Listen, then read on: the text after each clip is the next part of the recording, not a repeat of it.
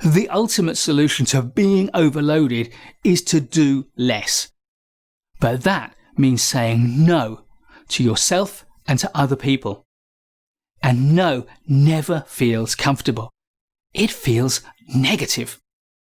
So in this video, we're going to understand what no means and how to say no effectively in the world of work.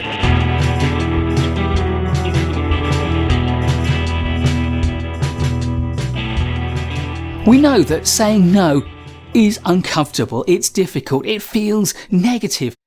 It removes the possibility of saying yes and doing something and succeeding and getting rewarded for it. But here's the thing. As you go up through your career, you will find there are more and more and more things that you could and possibly should be doing. At some point you will become overloaded, and the only way you can succeed is selectively to say no to some of those things. Early on in your career, of course, saying yes was the best strategy for succeeding. If you said yes to things and you delivered them, then people admired you and you rose through the ranks. But the thing is that as you rise up in your career, there will come a point where people do not respect you for saying yes. They will in fact start to see you as a bit of a pushover, and they will take advantage of your willingness to do anything and everything to please.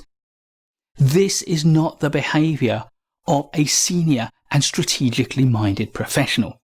At some point you have to recognise that saying no is a better strategy.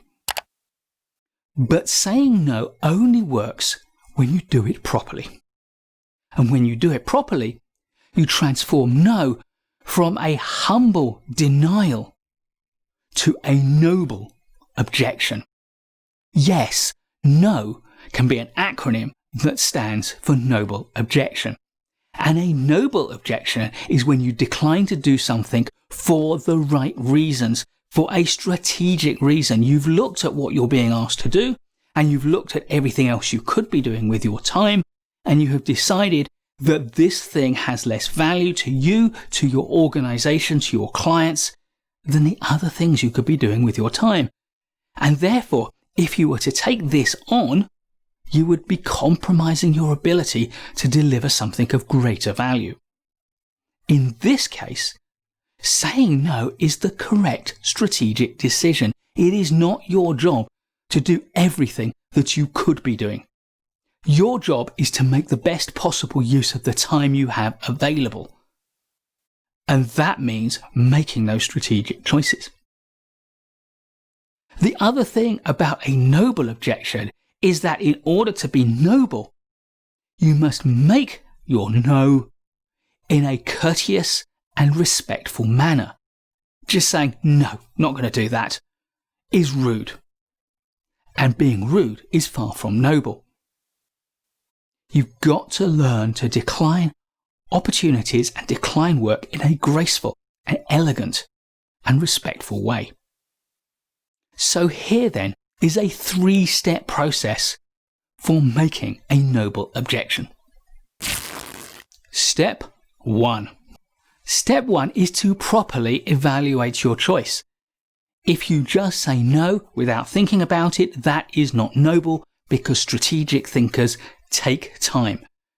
So ask good questions to evaluate what it is you're being asked to do and the value that it has. And if in doubt, ask someone more senior about the relative merits of the different things you could be doing. Step 2. Step 2 is to say no in a clear, calm, confident and courteous way. You don't have to apologise for saying no, although it is appropriate to express regret for not being able to help. You know that you have decided to decline the opportunity for the right reasons, but that could still leave problems for the person you're talking with.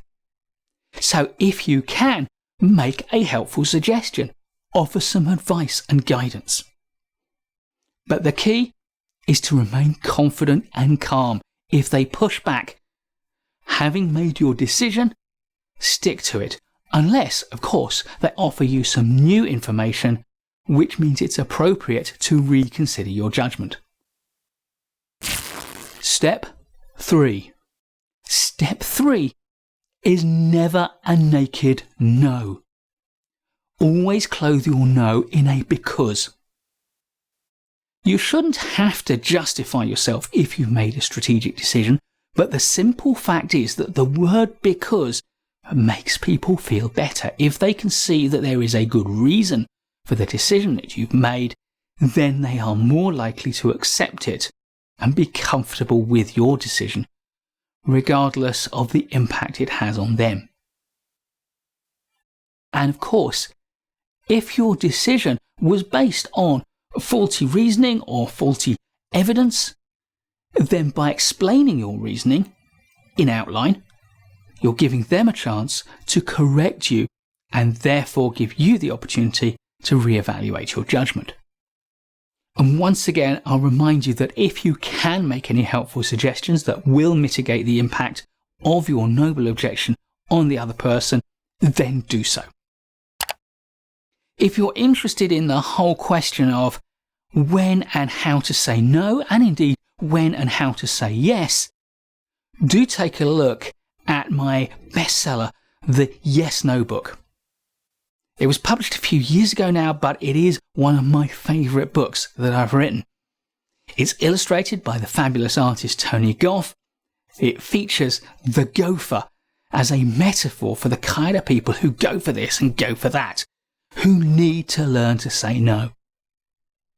It is perhaps the most transformative of my books, and I'll leave links to it in the description below. If you have too many calls on your time, there will come a point where the only solution you have available is to say no. So transform a negative no into a positive, noble objection. Make your no for the right reasons and in a respectful manner, and you will find that you use your time in a better way, you are more productive, you are more efficient, and crucially, you're more effective. Please do give us a thumbs up if you like this video. There's loads more great management courses content to come, so please subscribe to our channel and hit the bell so you don't miss any of it. I'll look forward to seeing you in the next video, and in the meantime, keep learning.